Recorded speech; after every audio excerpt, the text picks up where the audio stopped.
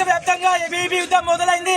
ఏదైతే 8,500 కోట్లు fee reimbursement scholarship బకాయిలు ఉన్నాయో విడుదల చేయేంత వరకు ఈ యుద్ధం ఆగదని ప్రభుత్వాన్ని హెచ్చరిస్తా ఉన్నాం.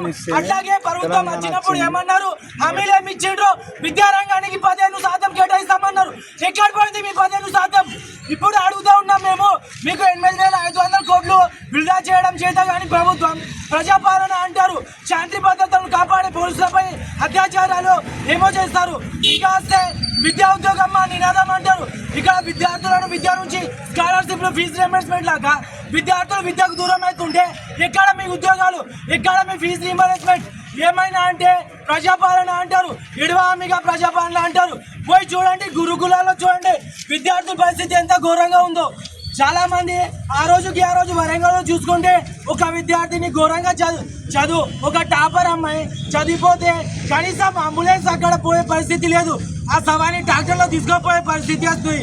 ఎందుకంటే ఏమైనా అంటే ప్రజాపాలన అంటారు. ఎక్కడ ఉన్నది మీ ప్రజాపాలన? ఎక్కడ మీ విద్యా ఉద్యోగం అనే నినాదం?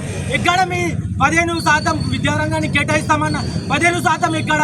మీ ప్రభుత్వం ఎక్కడ? బిడ్డ గుర్తుంచుకో, ఇక్కడనే కాదు వేల మంది లక్షల మంది కాదు, ఏకంగా కోట్ల మందితో రాష్ట్ర వ్యాప్తంగా కోట్ల మందితో పెద్ద ఎత్తున ధర్నా చేస్తాం, సెక్రటరియట్ ముట్టడి చేస్తామని హెచ్చరిస్తా ఉన్నా.